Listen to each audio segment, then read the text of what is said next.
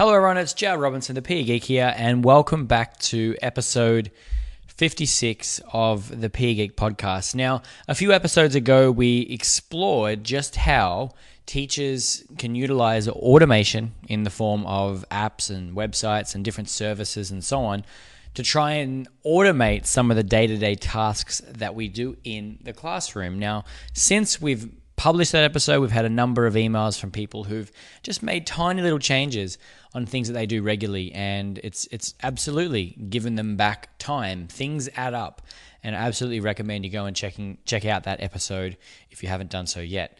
Now, in today's episode, we're going to be taking it a little bit further and exploring how you can use the concept of outsourcing to give you back more time to do things that you probably may not have been able to do prior, and to ensure that we're actually doing the thing that we're meant to be doing, and that is teaching the face-to-face aspect and trying to sort of minimize all this extra stuff that happens that really does get in the way of that. So I'm excited to share that with you today. I'm going to talk about the things that I do that are really relevant to this space, and how I've been able to achieve some, major projects with this whole idea of outsourcing in mind.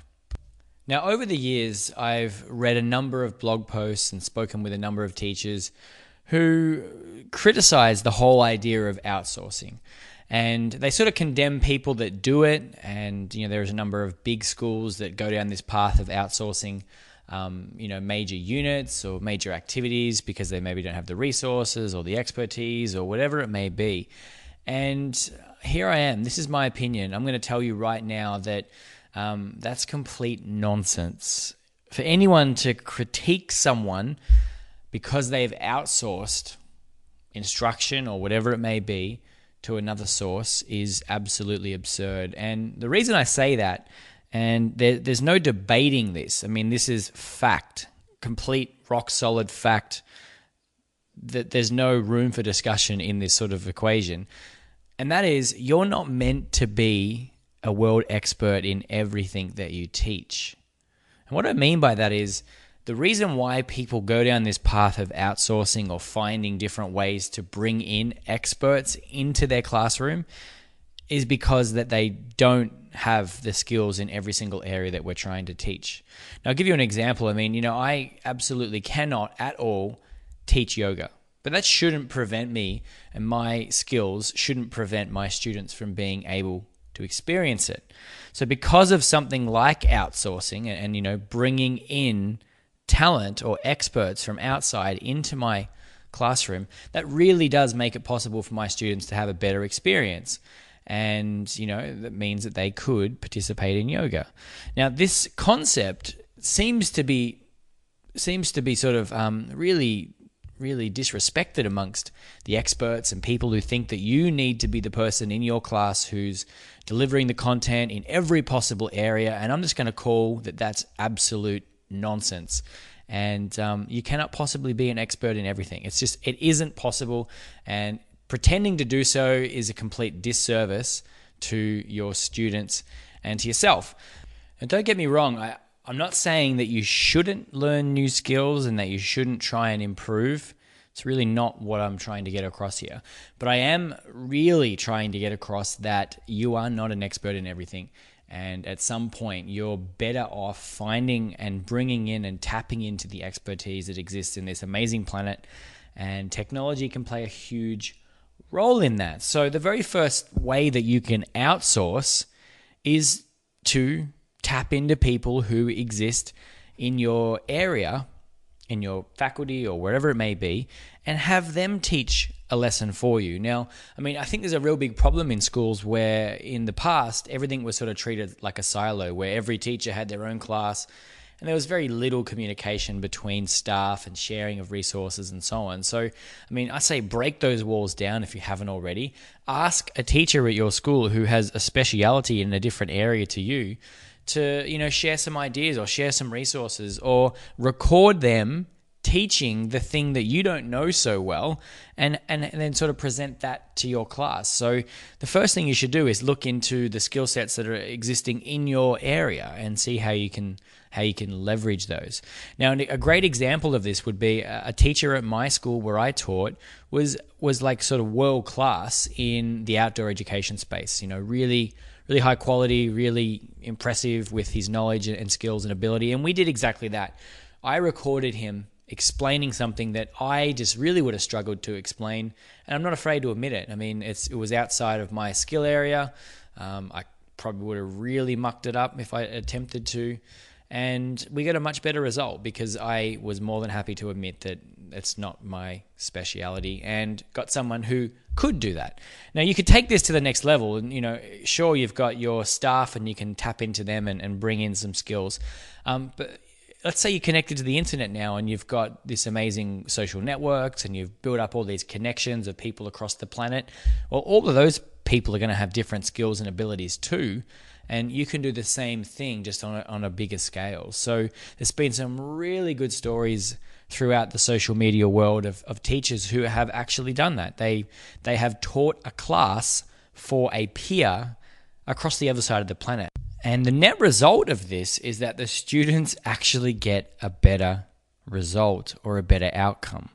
Again, I'm going to say it, you're not an expert in everything, and pretending that you are is sort of like robbing the students of the chance to learn from someone who is. Now, you can take this even further in today's day and age with the use of a variety of apps and different websites and so on, where world-leading experts have actually recorded themselves teaching a variety of content. Now, the very first example I can think of is Fitness Blender. Fitness Blender is something I've shared a lot here, and it's basically a website at fitnessblender.com, and you visit it and you'll find that there's a husband and wife pair who used to do this professionally in like a studio and so on and have people come to them, but then they just decided that they could have more impact and more leverage if they recorded it and made that available for free online. And the result is that more people see their work now.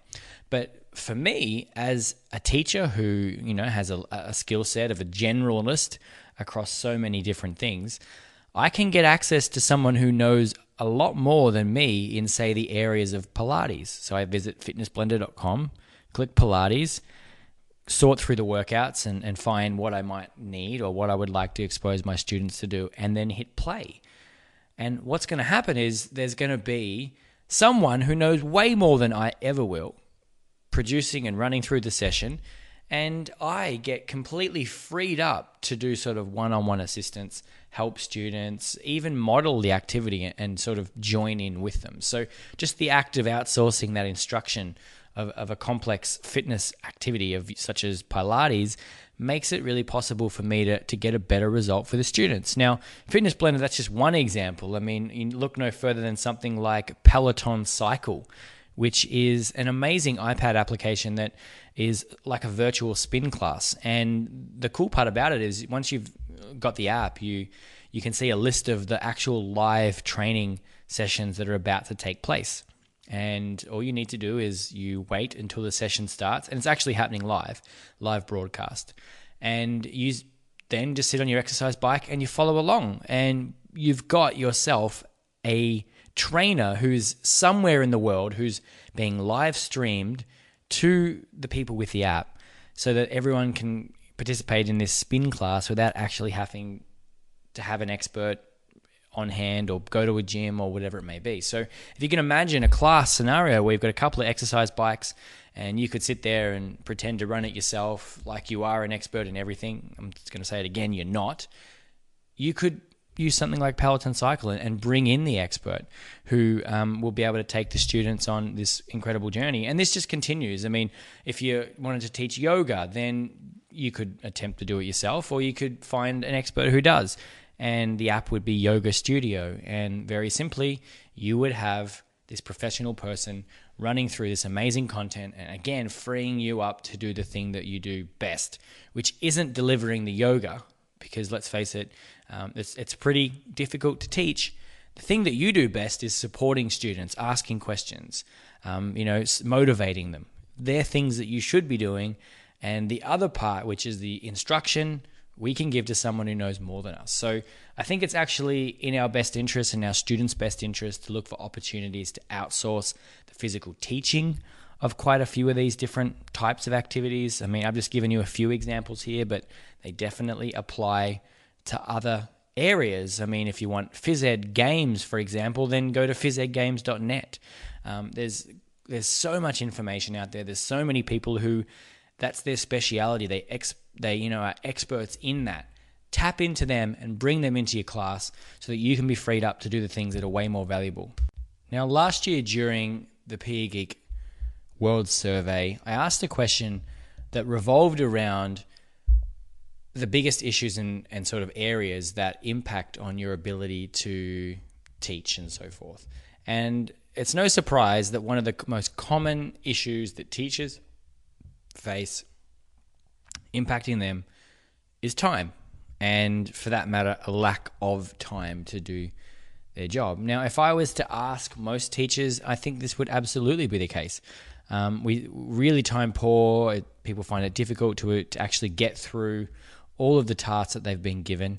And I'm going to go out and say that the reason why that happens is we do too much, we get given too much, and we say yes to too much, and the net result is we wind up spending more time doing things which are really sort of outside of our teaching role. Now, all of us sort of became teachers so that we could work with students, and we enjoy that aspect. That's probably the part that people say they love the most. They love seeing their impact and so on.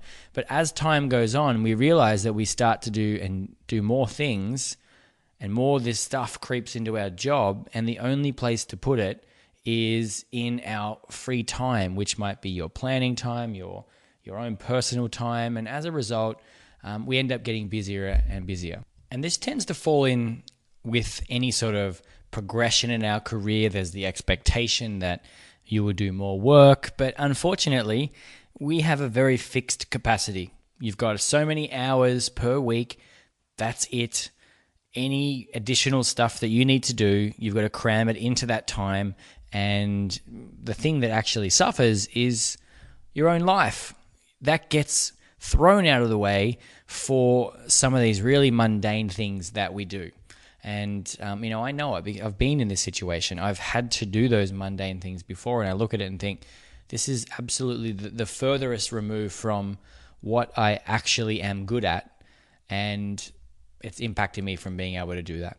And also, it's impacting on my ability to be with my family and my friends, and as a result, you start to resent the things that happen in your job. And this isn't good. I mean, this is why teachers in many ways leave the profession. They're not supported. They get too much thrust upon them, and it's a real shame. So what I want you to do as a bit of an activity is actually think about how much you earn in the period of a month. Now, you don't need to share this with anyone, but this is just for your own thinking and processing. So think about the take-home element of your pay on a monthly basis, and then I want you to divide it by the amount of hours that you would work.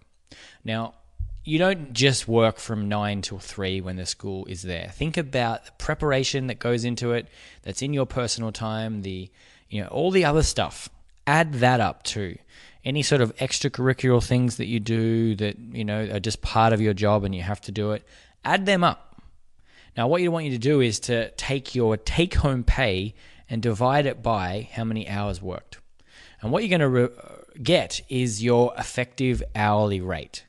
And that there may surprise you. That figure is probably going to shock you. You probably earn way less than you think you do for someone who has the skill set and sort of, work elements and so forth that make you successful. But it's a real shame. We get thrown in all of these really things that just take away from our best work. Now, if you were to somehow get rid of those elements, then our jobs would probably be a lot more interesting. Now, I've been able to do that. I've basically done the exact same activity as you across my teaching career and realized that I was doing so many more hours than were actually needed. And the net result was I was pretty much working for, not much at all. And it's not all about money, sure, don't get me wrong, but it's all about time. And time is the absolute commodity that we have. We cannot get it back. We can get money back, but we just cannot get time back. And too many people are just going through the motions, abusing their time, just saying more yes to everything because it's just part of the job. And I think it's a real disease of our culture. Now, I've been able to, as I mentioned, escape that by outsourcing much of the things that I do that are possible to outsource, and it's freed me up to be able to take on more, which was great for me. But I've seen it free people up so that they can take on less and do less. And one of the ways that you might be able to do that is to think about how much per hour your time is worth. Now think about it. It's it'll be based sort of on your effective hourly rate and how many hours you work. What is 1 hour of your time worth to you? Now you might say, yeah, and I'd happily spend an hour at home with my kids for $5. So an hour of your time might be worth $5. For me, I think it's worth more than that. I think our time is the only thing we have that we cannot get back. So I would put more than $5 on it. So with that being said, if your time is worth $5 to you personally, and you have the capacity to find someone to do whatever it is that you need to do and pay them to do that, then you absolutely should. Now, there's a couple of ways that you can make this happen. So the first website that I use all the time, and I've had hundreds of jobs done that sort of align up with things in my profession, is Fiverr.com. So Fiverr.com. Now, if you've sort of read the domain correctly, Fiverr stands for $5. And the basic premise is that you can go here and have pretty much anything you can possibly imagine done for $5. And I'm serious, you can hire a virtual assistant, which is literally a person somewhere in the world who will do tasks for you, which could be anything from data entry to spell checking or proofreading or anything like that. You can hire a graphic designer to produce a poster or a flyer for you. You can literally anything you can imagine, you could have someone do for you. And I'm going to say that I've used it on a number of occasions to get things done. So, I was organizing a carnival, and the carnival had to have some promotion in it, and we had to produce a flyer and get it out to different schools and all that sort of stuff. And I could have sat around and tried to make it myself, or I could pay $5 and have someone else to do it. And that very mindset shift makes me sort of appreciate just how valuable our time is. And when I got back the file, it was better than what I would have done, absolutely. And I had saved myself about 2 hours of sort of work to make that happen.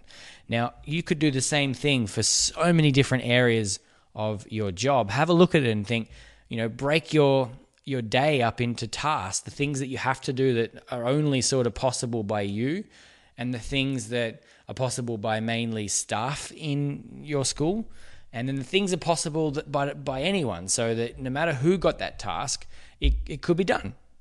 And, start doubling down on the things that you can do well, the things that have an impact, and start getting rid of the stuff that you don't necessarily have to be the person to do. You could find a colleague who really enjoys that and work out some sort of symbiotic relationship so that they do this element and you do this element, and it saves you from having to spend time on the elements that you don't like. Or you can take it further and find someone who literally is your right-hand virtual assistant who helps you through the day-to-day mundane tasks that you need to do. Now, if you can do this and get yourself in that position and find out what you're willing to spend from your monthly take-home pay to give yourself more time, then I can guarantee you that time can be used more effectively in your own personal life. So hopefully you've started to think a little bit about outsourcing and how valuable it can actually be. For me personally, it's changed my life. It gives me the capacity to do 10x what I would be able to do if it was just me. And the result of that is I get more done and I have more impact because I get to focus in on the things that actually matter. And that is the face-to-face teaching, the learning component, and as many ways as I possibly can, I'll outsource or find ways to leverage the skills of other people in return for me helping them in an area that I am also better at. So hopefully that's just got you thinking. If you've ever thought about this, then I think you should go ahead and do it. And this doesn't just have to be for your school life. I mean, you should be outsourcing other elements of your day-to-day life as well. You know, your housework, other things like that. I mean, what can you do? How can you find someone to free up time? Can you order your groceries online and have them delivered rather than going to the supermarket to do it? Now, I mean, these all might sound trivial and ridiculous, but I'm going to say it again. You're not meant to be an expert at everything, so stop trying to be one. And time is the ultimate asset, and we should be looking for opportunities to do less. I'm going to leave it there. If you have any questions, then you know where to find me at thepegeek.com, and I look forward to hearing what you thought about outsourcing and how you can use it to leverage more time. See ya.